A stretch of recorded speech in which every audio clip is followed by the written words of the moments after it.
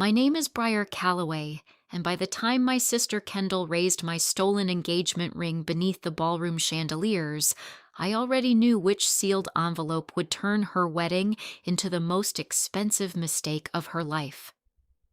She stood beside Graham Mercer, the man who had once promised me forever, smiling like betrayal became holy if a priest blessed it, and 200 guests clapped. Then she leaned close enough for the first row to hear and whispered, "Try not to look so unwanted, Briar. He chose the sister who actually knows how to keep a man." My mother touched my wrist and told me not to turn jealousy into a scene. I did not cry. I did not shout. I simply kept my fingers resting over the folder in my clutch, because humiliation only works when the truth arrives late. Mine was already in the room. Welcome back to Pure Drama Stories, where a beautiful family celebration can hide a brutal betrayal, and the quietest woman at the table may be the one holding every receipt, every message, and every lie that everyone else tried to bury. This is a story about stolen love, public humiliation, family betrayal, and revenge that waited until the vows were already spoken. But before Kendall realized what she had married, before Graham's charming smile cracked in front of everyone who admired him, and before my parents learned the cost of protecting the wrong daughter, I need to take you back to the first lie I chose not to confront. I met Graham Mercer at a charity auction in downtown Chicago, inside a hotel where the windows looked over the river and every conversation sounded like money pretending to be kindness. He was handsome in that clean, expensive way that made people trust him before he earned it. Dark hair, sharp suit, easy smile, a voice smooth enough to make danger feel like comfort. He worked in real estate investments, and he knew exactly how to make ambition sound romantic. I was 32 then, a forensic financial investigator for a private firm. That meant I spent my days reading the things people hoped no one would ever read carefully. Contracts, wire transfers, fake invoices, hidden debt, forged signatures, missing money. I did not chase drama. I chased patterns. And when people lied on paper, I usually found the place where the lie started sweating.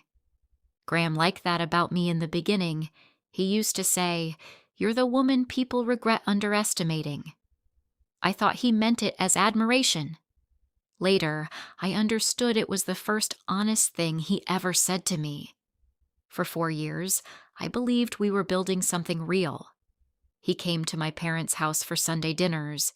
He brought flowers for my mother, bourbon for my father, and just enough attention for my younger sister Kendall to start glowing whenever he entered a room. Kendall was 27, beautiful, spoiled, and forgiven so often that apology had become optional for her.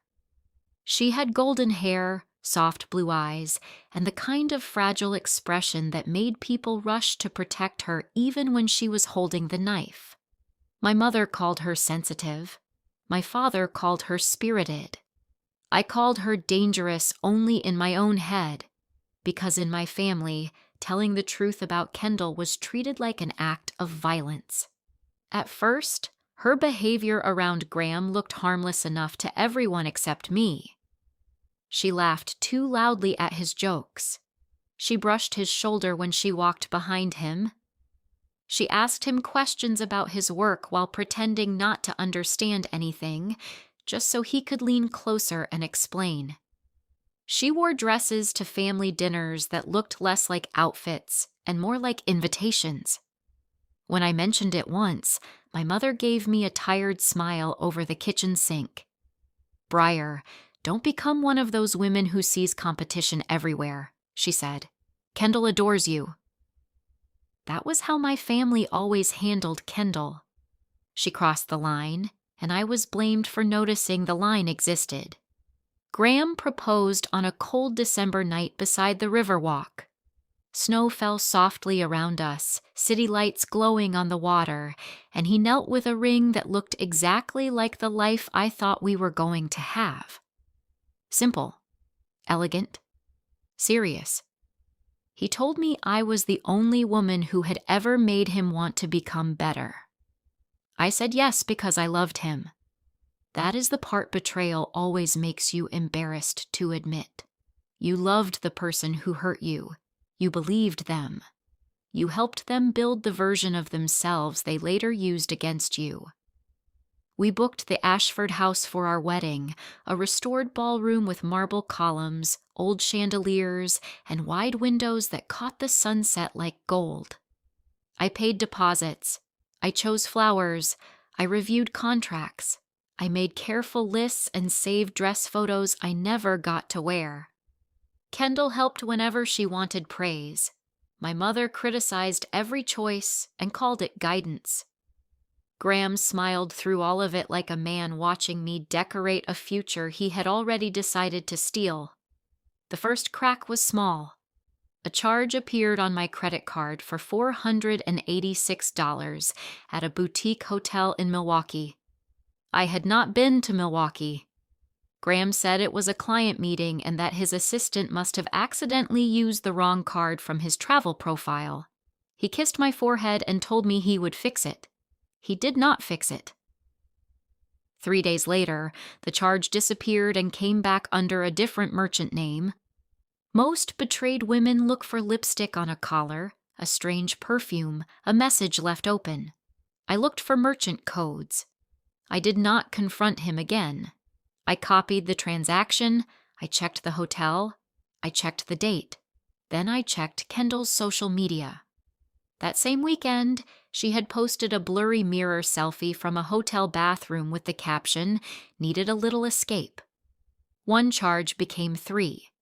3 became a pattern. Graham's business trips lined up with Kendall's girls' weekends. Restaurant receipts, hotel stays, late-night rides, spa bookings. Their affair was not messy. It was scheduled. And somehow, that made it colder. They were not 2 people who slipped once and panicked. They were 2 people who had built a routine around making me look stupid. The worst truth came from Graham's tablet. He left it in my apartment one evening after dinner. It lit up on my kitchen island while I was making tea. Kendall had texted him. Did she ask again? Graham replied, "She suspects, but she's too proud to fall apart." Then Kendall wrote, "She was never warm enough for you anyway." And Graham answered, "Don't worry. After I end it, she'll be too embarrassed to fight." I stood there with the kettle hissing behind me, reading the words again and again, not because I did not understand them, but because part of me wanted one more second before my life became evidence. I photographed everything. Then I placed the tablet exactly where he had left it. When Graham returned 20 minutes later, nervous and smiling too much, I handed it back to him. "You forgot this," I said. He searched my face, trying to see whether I knew. Men like Graham understand anger because anger gives them something to manage. Calm frightens them because calm means the woman has stopped asking for the truth and started collecting it. 2 weeks later, he ended our engagement in my parents' living room. Not privately. Of course not. Cowards prefer an audience when they want to look noble. My mother sat beside Kendall on the sofa. My father stood near the fireplace with his hands in his pockets. Graham looked devastated in the careful, polished way of a man performing regret. "I love you," he said, "but I don't think we're right for each other anymore." Kendall stared at the floor, already crying. I looked at Graham. "Is there someone else?" My mother stood before he could answer. "Briar, don't make this ugly." And that was when I understood the room already knew. They had not been fooled by Kendall and Graham. They had been recruited. Kendall lifted her face, eyes wet and trembling.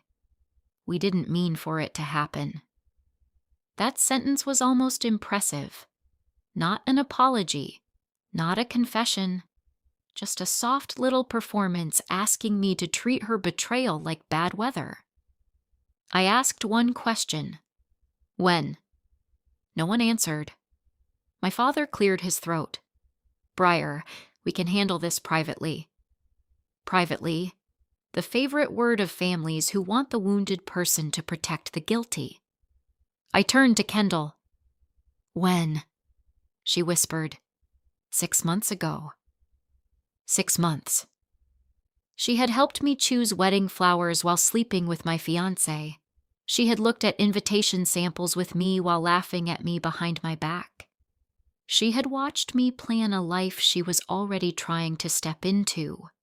And my mother had known. My father had known. Graham had known. They all sat there expecting me to break neatly enough that they could call it healing. My mother stepped closer. You need to be mature about this. I looked at her. Mature. Yes. Kendall is fragile. Graham is confused. This family does not need a public scandal. There are moments when a parent stops being a parent and becomes a public relations manager for your pain. I picked up my coat. My mother frowned. That's it? I looked at Kendall, then Graham, then my parents. That's it. But it was not it. It was only the moment I stopped warning them. For the next month, I let them believe I was heartbroken and silent. In some ways, I was heartbroken. I cried in the shower. I slept badly. I forgot meals. I stood in my apartment at night and felt the shape of my old future moving around me like a ghost. But every morning, I opened my laptop and built the folder. Graham had lied about more than Kendall. His company, Mercer Ridge Capital, was collapsing under polished brochures and fake investor updates. He had inflated property values, hidden liens, and moved personal expenses through business accounts. He had used new deposits to calm old creditors. Worse, he had used my professional name in emails, implying I had reviewed his numbers and blessed his deals I had not. He had taken my reputation, wrapped it around his fraud, and used it like armor. That was no longer heartbreak. That was professional.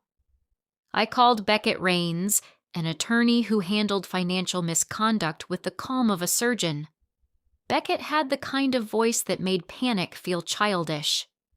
I sent him the hotel records, the messages, the investor emails, the contracts, the payment authorizations, and everything I had found inside Graham's business filings. He called me back that evening. Briar, he said, this is bigger than a broken engagement. I know. How far do you want to take it? I stared at the folder on my screen. My sister's messages, my fiancé's lies, my mother's warnings, my father's silence, Graham's fraudulent emails with my name attached like a stolen signature. All the way, I said. 2 weeks later, Kendall posted a photo on Instagram. Her hand was resting on Graham's chest. My ring was on her finger.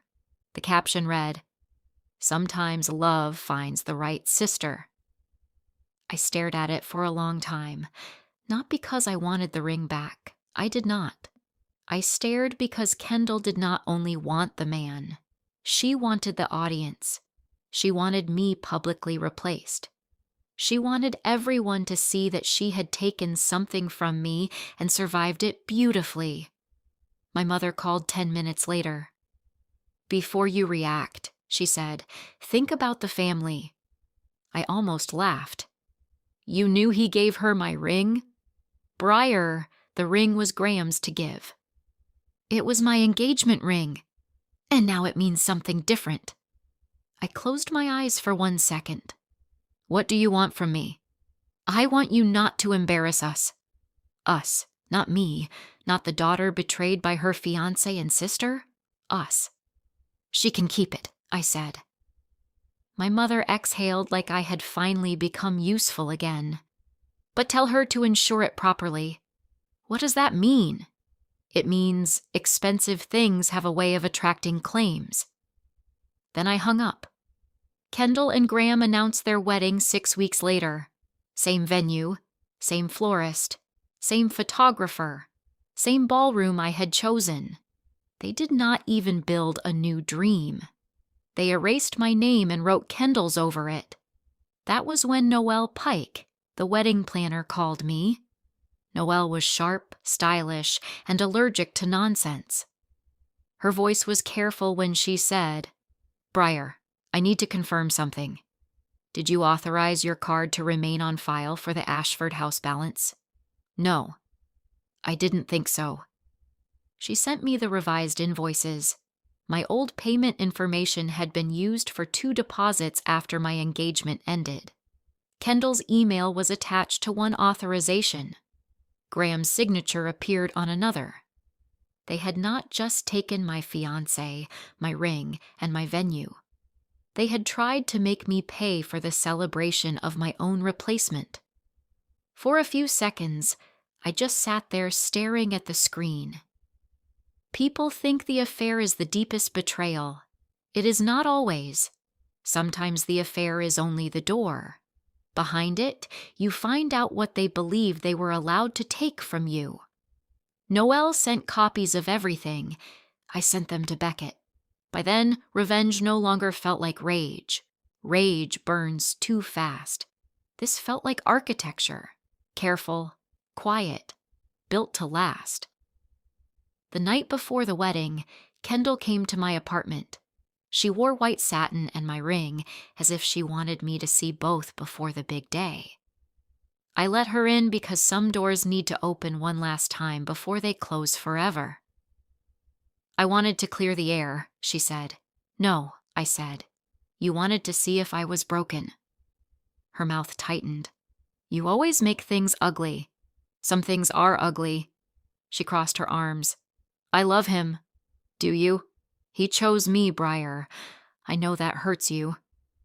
I let the silence stretch. Kendall hated silence. Silence did not clap for her. Then she said, "You had him for 4 years and still couldn't make him stay. Maybe that's not my fault." That sentence should have cut me. Maybe months earlier it would have. But now it only showed me what she really wanted.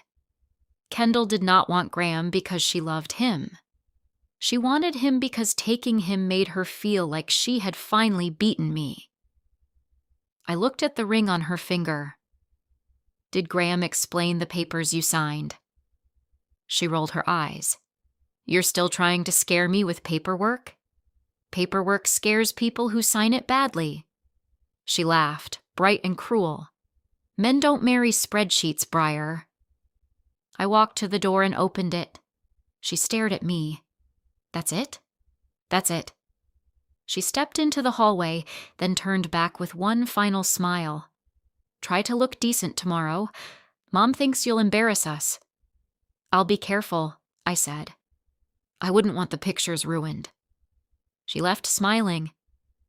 The next morning, I wore a silver dress, simple earrings, and makeup that made grief look expensive.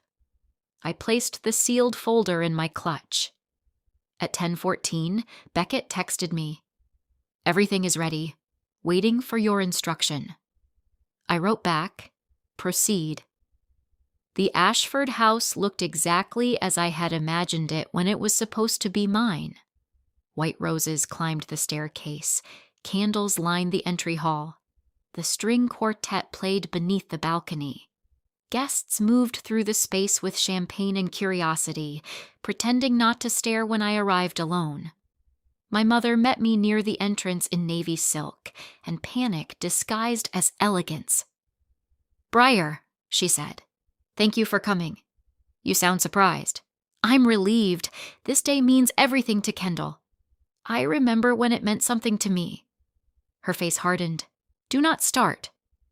That was my family's favorite command. Do not start. Do not speak. Do not bleed where guests can see the stain. I smiled softly. "I haven't started anything today."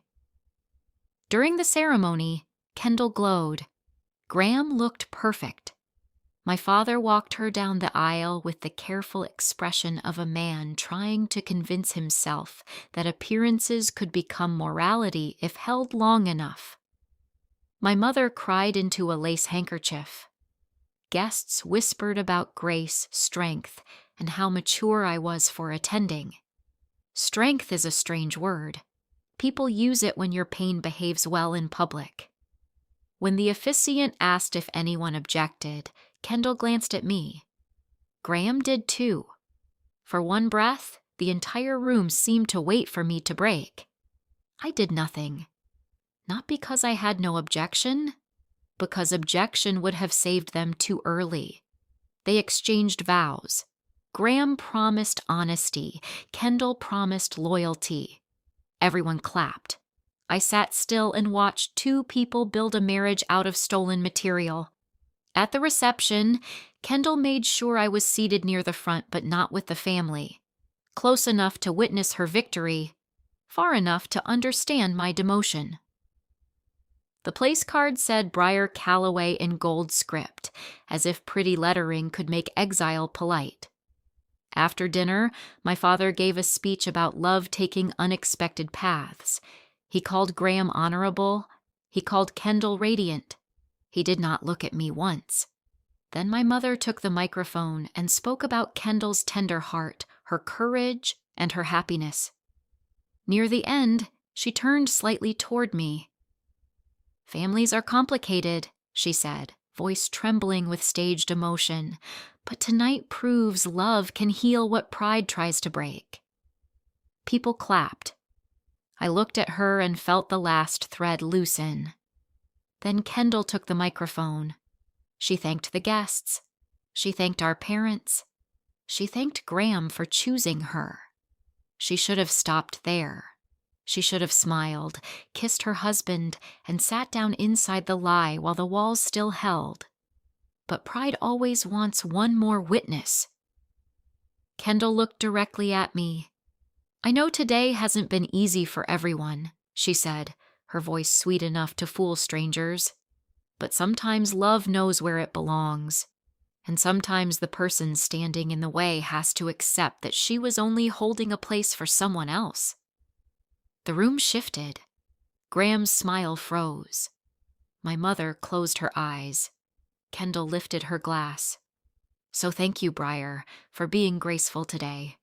I know it must be painful to see Graham finally happy." That was the moment. Not because she insulted me. She had insulted me in quieter ways my whole life. It was the way she did it publicly, proudly, with my mother sitting nearby like a witness for the defense. I stood. No shouting, no tears, no shaking hands. I opened my clutch, removed a small white envelope, and placed it on Kendall's empty chair. "For the bride," I said. Kendall laughed nervously. "What is that?" "A wedding gift." Graham stood too quickly. "Briar." Before he could reach me, the ballroom doors opened. Beckett Rains entered with 3 process servers behind him. The music continued for 2 more seconds before the band realized something had changed and stopped. The silence that followed was not empty. It was alive. One process server walked to Graham. "Graham Mercer, you have been served." The room gasped. The second turned to Kendall. "Kendall Mercer, formerly Calloway, you have also been served." Kendall looked at me, then at the envelope in her hand. "No, what is this?" "That," I said, "is the part you should have read before signing anything." My mother rushed forward. "Briar, stop this immediately." I turned to her. "I didn't start it. I documented it." Beckett handed my mother a 3rd packet. "Vivica Calloway, this concerns unauthorized payment activity and related communications." My mother's face went pale. My father rose slowly from his chair. "Briar, what have you done?" I looked at him. "I let everyone make their choices in writing." Graham flipped through the documents, and for the first time since I had known him, his charm disappeared completely. The complaint included investor misrepresentation, unauthorized use of my professional identity, misuse of payment accounts, false business reporting, and documentation prepared for regulatory review. His perfect tuxedo suddenly looked like a costume. Kendall tore open her envelope. Her eyes moved across the first page, then the second. Her hand covered her mouth. "What is this?" she whispered. "Liability disclosure," I said. "You signed yourself into Graham's company restructuring 3 days ago. You also signed a spousal acknowledgement connected to a debt instrument you clearly did not read." Graham snapped. "Briar, you don't know what you're talking about." That was almost funny. I gave Kendall one smaller envelope. She opened it with shaking fingers. Inside were printed messages between Graham and his business partner. Kendall is easier. She wants the lifestyle more than the details. Once we're married, Preston won't let his favorite daughter go down with me. Briar would have read the contracts. Kendall signs when she feels chosen. My sister looked at Graham like her face had forgotten how to be beautiful. "You said you loved me," she whispered. Graham reached for her arm. That is taken out of context. Men like Graham only respect context after the quote becomes evidence. Kendall turned on me, tears burning in her eyes. "You let me marry him." "Yes." "How could you?" I stepped closer, calm enough to frighten even myself. "You slept with my fiancé. You wore my ring. You used my wedding contracts. You let Mom call me jealous while you smiled behind her. You wanted my place so badly that you never looked at what you were stepping into." Her mouth trembled. "So I let you have it." The room broke apart around us. Guests whispered. Phones came out. My mother kept saying my name like a curse. My father stared at the papers as if silence had finally sent him a bill. My mother grabbed my arm. "You destroyed your sister's life." I looked down at her hand until she released me. "No," I said. I returned it to her with receipts. My father came toward me, voice low and desperate. "Briar, we can fix this privately." "You had private," I said. "You used it to bury me." He flinched. For the first time, my father looked less like a peaceful man and more like a coward forced to see the cost of his peace. Beckett stepped beside me. "We should go." I took one final look at Kendall. She stood under the chandeliers in her wedding dress, mascara running, my old ring still shining on her finger. For a second, I remembered the little sister who used to climb into my bed during thunderstorms, the girl I had protected from bullies, the teenager I had picked up from parties she lied about attending, the sister I had forgiven so many times that forgiveness had become her expectation. That memory hurt more than Graham ever could. Kendall whispered, "Please don't do this." I looked at the ring, then I looked at her. "I'm not doing this anymore," I said. "That's the difference." Outside, the night air was cold. There was no storm, no thunder, no dramatic rain. Just my heels on the stone steps and the sound of a door closing behind me. Real endings rarely announce themselves with music. Sometimes they sound like your own footsteps finally leaving the room where everyone learned to use your silence. In the weeks that followed, Graham's life collapsed in the official way dishonest men fear most. Investors demanded records. His business partner cooperated before the subpoenas grew teeth. Accounts were frozen. His licenses came under review. His reputation, the only thing he had ever truly loved, began falling apart in public. Kendall filed for an annulment within a month. My mother texted me at 6 a.m. "Your sister is suffering. You need to help her." I read it twice, then replied, "She married the man she chose. She can divorce him with the lawyer she deserves." My mother wrote back 2 days later, "You've changed." I almost answered, "No, you're just meeting the part of me you couldn't use." Instead, I deleted the message. My father came to my office 3 weeks later. He looked smaller outside the authority of our family dining room. He sat across from me in a gray suit and folded his hands like a man preparing to confess to a priest. "I failed you," he said. I did not comfort him. Daughters are too often trained to rescue the parent who hurt them from the shame of having done it. "Yes," I said. His eyes lowered. I thought keeping peace was the right thing. Keeping peace usually means protecting whoever made the biggest mess. He had no answer. That conversation did not repair us. It did not end with a hug or a clean forgiveness that made everything easier to package. But it was honest. And after what my family had done, honesty felt almost unfamiliar. As for the ring, I never took it back. I had no use for a diamond that had listened to that many lies. It became part of the legal record, then part of the financial settlement, then just another object stripped of romance. Funny how quickly a symbol of love can become an exhibit number. Months later, Noelle Pike mailed me one photograph from the wedding. She said she found it while organizing vendor records and thought I should have it. In the picture, Kendall was holding the microphone, smiling like she owned the room. Graham stood beside her, already nervous. My mother watched me with warning in her eyes. My father stared into his glass. And there I was, seated alone in a silver dress, one hand resting over my clutch. Calm. Still. Already gone. I kept that photo because it captured the last second before truth entered the room.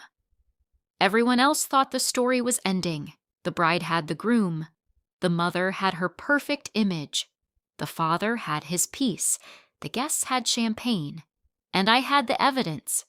People ask whether revenge healed me. No. Healing came later. In quiet mornings when no one demanded I protect their lies.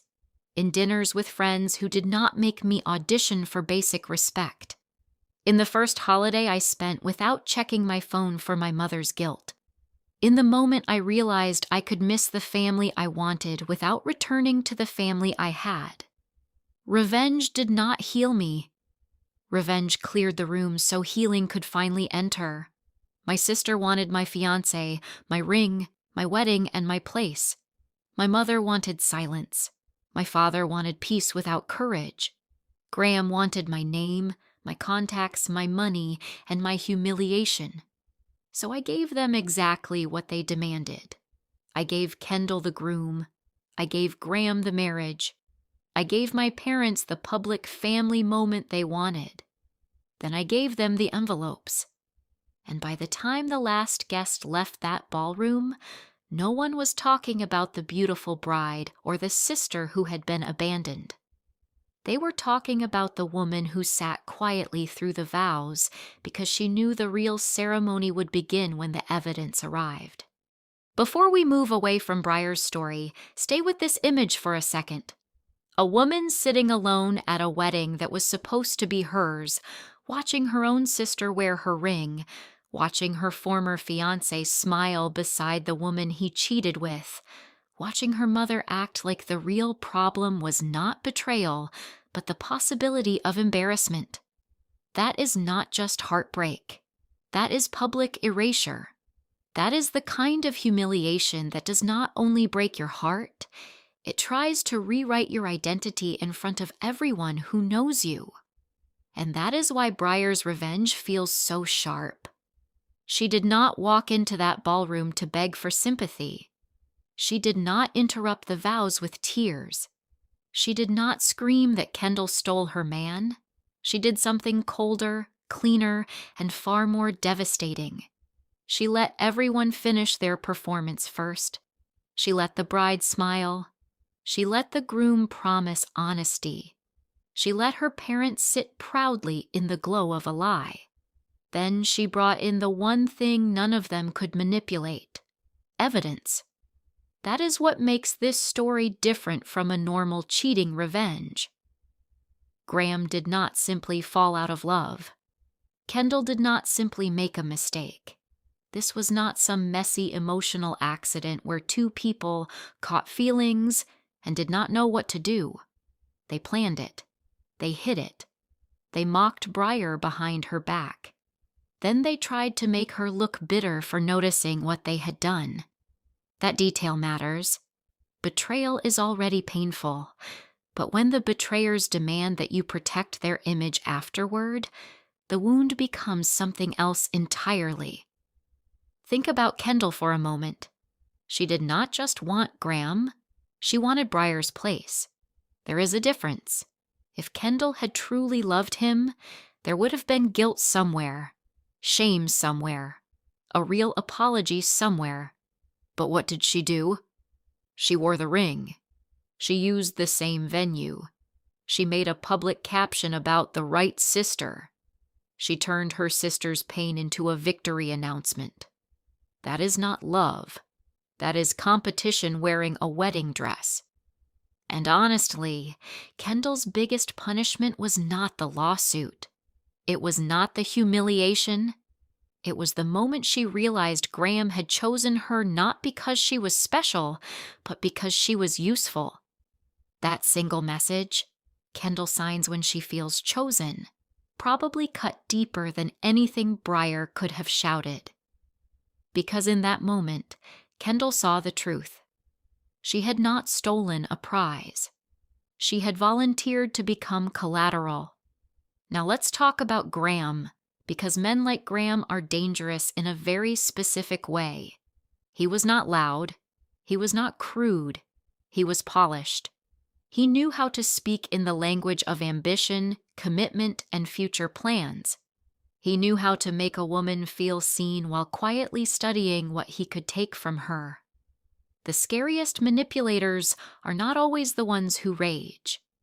Sometimes they are the ones who bring flowers to your mother, shake your father's hand, and learn exactly where your trust is stored. Graham used Briar's reputation like a stolen key. That part of the story is important. He did not only betray her romantically, he exploited her professionally. He took the credibility she built through years of work and tried to attach it to his failing business. That is a different level of disrespect. It says, "I do not only think your heart is available for damage. I think your name, your labor, and your integrity are available for theft." And that is where Briar's intelligence becomes the real weapon. She does not fight him in the language of emotion, because Graham would know how to twist that. If she cried, he would call her unstable. If she shouted, he would call her bitter. If she begged, he would call her desperate. So she fights him in the language he cannot charm his way out of: documents, records, signatures, invoices, messages, legal service, financial exposure. That is a very grown kind of revenge. It is not dramatic because she loses control. It is dramatic because she never does. Now, I want to ask you something. What would you have done if you were Briar? Be honest.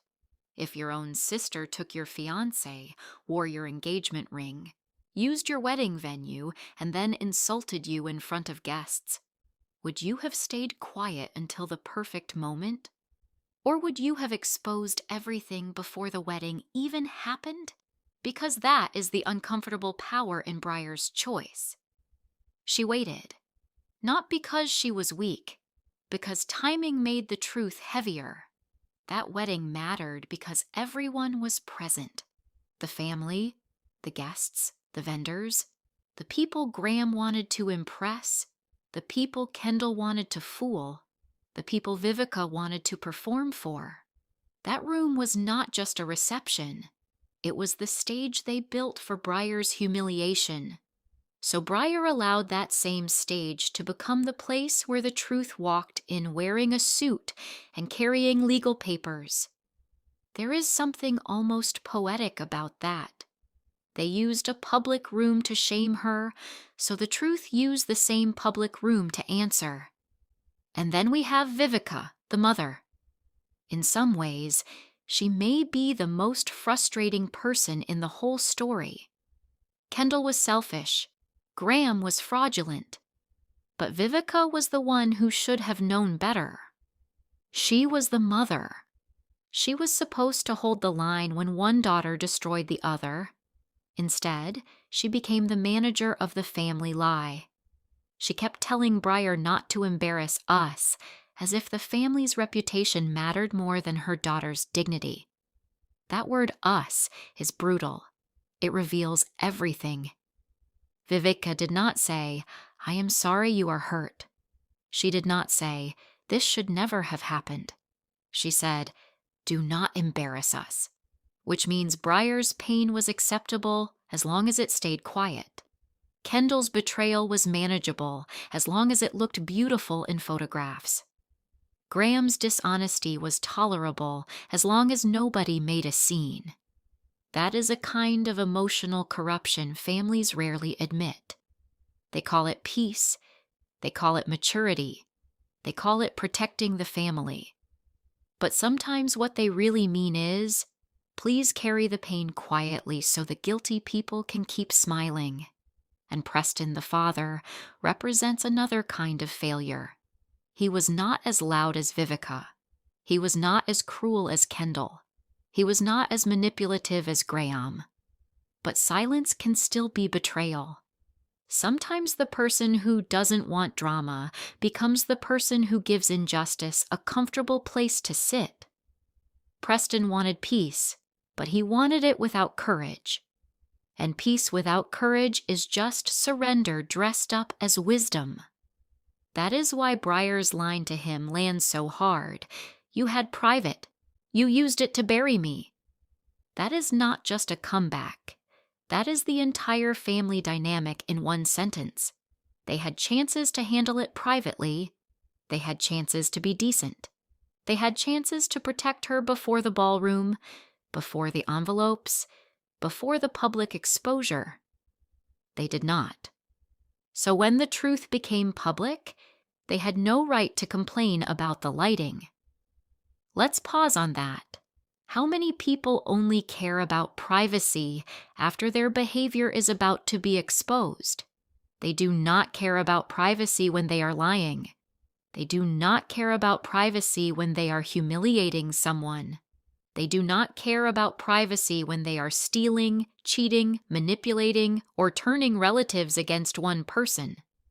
But the second accountability arrives, suddenly they want dignity, silence, and a closed door. Briar understood that perfectly. That is why she did not let them control the setting anymore. One of the strongest parts of this story is that Briar's revenge does not come from chaos. It comes from discipline. She is hurt, yes. She cries. She loses sleep. She grieves the future she thought she had. But she does not hand her enemies the satisfaction of seeing her fall apart in a way they can use against her.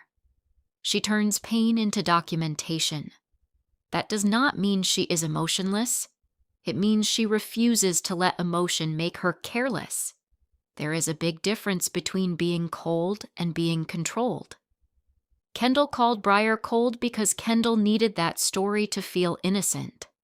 Graham called her proud because he needed to believe she would be too embarrassed to fight. Vivica called her jealous because jealousy was easier to explain than betrayal. But Briar was not cold, proud, or jealous. She was awake. And once she woke up, she did what awake people do. She started seeing everything. And that is terrifying to people who depend on your confusion. I also love the symbolism of the ring. At first, it represents love. Then it becomes theft. Then it becomes a trophy. Then it becomes evidence. That is a brilliant emotional transformation. Kendall thought wearing that ring proved she had won, but by the end, the ring is no longer romantic. It is just another item in a legal record, stripped of all the fantasy Kendall tried to attach to it. That is what truth does. It removes decoration. The wedding itself works the same way. White roses, chandeliers, vows, champagne, speeches. Everything looks elegant. But underneath, the whole event is rotten. And Briar does not need to destroy the beauty with drama. She simply reveals what the beauty was hiding. That is why the revenge feels satisfying instead of childish. She does not ruin an innocent day. She exposes a fraudulent one. Now, here is another question for you. Do you think Briar was wrong to let Kendall marry Graham first? Some people might say yes. They might say she should have warned her sister. But let's be honest. Would Kendall have listened? The night before the wedding, Briar hinted at the paperwork. Kendall laughed. Briar warned her in the only way Kendall's ego could tolerate, and Kendall still chose arrogance. She wanted the fantasy more than the facts. At some point, a person's refusal to read the warning becomes part of the consequence. That is the hardest truth in the story. Briar did not push Kendall into the trap. Kendall walked into it because she wanted to stand where Briar had stood. She wanted the ring. She wanted the man. She wanted the wedding. She wanted the applause. Briar simply stopped rescuing her from the reality attached to those choices. And maybe that is the real revenge. Not the envelopes, not the legal papers, not the public gasp. The real revenge is that Briar stopped saving people who were comfortable hurting her. That is a powerful emotional shift. For years, she had been trained to absorb, forgive, soften, understand, and make room. Kendall could be reckless because Briar would be responsible. Vivica could be cruel because Briar would remain composed. Preston could stay silent because Briar would not force him to choose. Graham could lie because Briar loved him enough to want explanations. But at the wedding, that old arrangement ended. Briar did not become a villain. She became unavailable for abuse. And there is a difference. The ending also matters because the story does not pretend revenge magically heals everything. That would be too easy, and honestly, too fake. Briar says revenge did not heal her. It cleared the room so healing could enter. That is a very mature line. Because accountability can remove poison, but it cannot instantly repair the wound. After betrayal, healing comes later. It comes in quiet mornings, in new boundaries, in no longer checking your phone with dread, in realizing that peace is not the same as being included in a family that keeps asking you to disappear. The most painful thing Briar loses is not Graham. Graham was a lie. The deeper loss is the family she thought she had. She loses the idea that her mother would protect her fairly. She loses the belief that her father's silence was harmless. She loses the sister she remembered from childhood, the little girl who climbed into her bed during storms. That kind of grief is complicated because you are not only mourning what happened, you are mourning what you finally understand was never safe. And still, Briar walks away. That walk down the steps is one of the strongest images in the story. No rain, no thunder, no giant cinematic explosion. Just cold air, footsteps, and a door closing behind her. That feels real. Sometimes the most powerful exit is not dramatic. It is quiet because you are no longer trying to convince anyone to understand. You are simply leaving the room where they learned how to hurt you. So what do we do with a story like this? We do not reduce it to cheating revenge. It is bigger than that. It is about the moment a woman realizes that love without loyalty is just access. Family without fairness is just pressure. And silence without respect is just another cage. Briar's revenge is satisfying because she does not lower herself to their level. She does not invent lies. She does not destroy innocent people. She does not beg the room to believe her. She brings the truth, places it in the center of the celebration, and lets it do what truth does when it has been forced to wait too long. It changes the temperature of the room. It makes proud people stutter. It makes quiet cowards look down. It makes the favorite daughter read the fine print. And it makes the abandoned woman impossible to erase. Now I want to hear from you. Was Briar right to wait until the wedding? Was Kendall a victim of Graham too, or did she earn the consequences by helping him betray her sister? And what about the parents who failed Briar more? The mother who defended Kendall, or the father who stayed silent? Drop your thoughts in the comments, because this is the kind of betrayal where every character made a choice, and every choice came back with paperwork. If you enjoyed this story and want more emotional revenge, family betrayal, hidden truth, and powerful justice, make sure to subscribe to the channel and stay connected for the next Pure Drama Stories episode.